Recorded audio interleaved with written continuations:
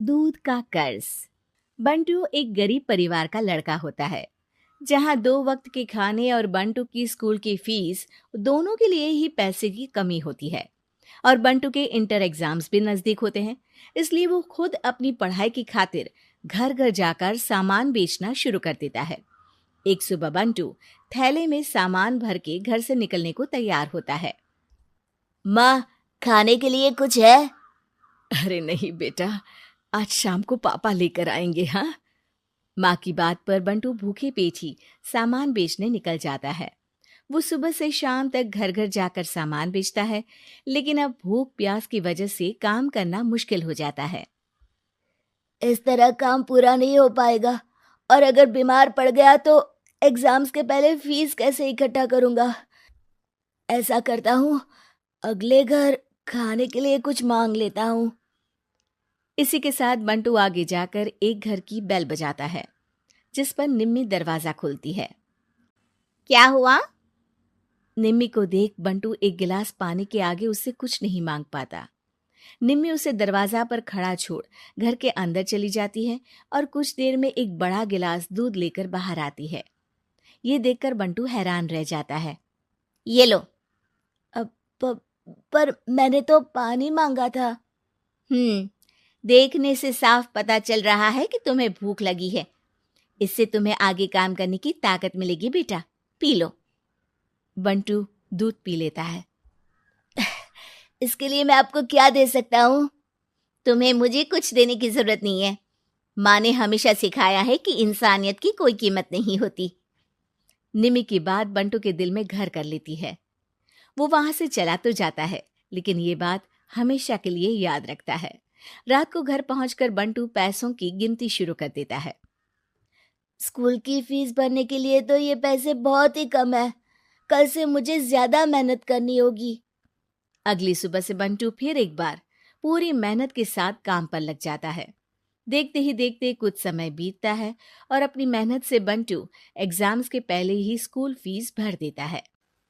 अब मैं भी एग्जाम्स दे पाऊंगा और फिर मेडिकल कॉलेज में जाकर बहुत बड़ा डॉक्टर बनूंगा। बंटू दिल लगाकर पढ़ाई शुरू कर देता है। उसे एग्जाम्स में टॉप करने की वजह से कॉलेज की स्कॉलरशिप भी मिल जाती है और वो पढ़ाई करने दूसरे शहर चला जाता है। सर, इस स्कॉलरशिप से आपने मेरा सपना पूरा कर दिया। मैं आपको जितना भी थैंक यू बोलूं उतना कम है। बेटे, तुम ऑल टाइम टॉपर हो। तुम जैसे ब्राइट स्टूडेंट को अपने कॉलेज में एडमिशन देना हमारे लिए प्राउड की बात है। हमें पूरा भरोसा है कि एक दिन तुम अपने नाम के साथ साथ इस कॉलेज का नाम भी बहुत रोशन करोगे। इसी तरह 15 साल बीत जाते हैं और बंटू अपने शहर का मशहूर डॉक्टर बन चुका होता है। डॉक्टर, एक लेडी का कॉम्प्लिकेटेड केस आया है, जिस पर स्टडी करने के लिए सीनियर डॉक्टर ने सबको मीटिंग रूम में बुलाया है। केस की डिटेल्स क्या है?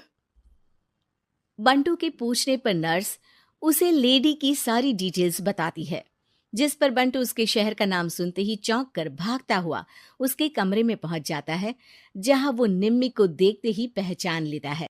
उसके पीछे पीछे नर्स भी वहां पहुंच जाती है। नर्स, इनकी सारी रिपोर्ट्स मुझे अभी चाहिए और अब से इनका केस मैं ही हैंडल करूंगा। पर डॉक्टर, ये केस बहुत कॉम्प्लिकेटेड है। आज तक कोई भी डॉक्टर इनकी बीमारी तक नहीं पहचान पाया, और दूसरे शहर वालों ने तो इनके बचने की उम्मीद ही छोड़ दी थी। तुम्हें आगे कुछ भी बोलने की जरूरत नहीं है। मैंने जो कहा बस वही करो। नर्स बंटू को निम्मी की सारी रिपोर्ट्स दे देती है, जिसके बाद वो उस पर स्टडी शुरू कर देता है और हजारों दिक्कतों के साथ महीनों की मेहनत के बाद आखिर में निम्मी की बीमारी का पता लगाने के साथ साथ उसका इलाज ढूंढ ही लेता है। मैं आपको ठीक करके ही रहूंगा।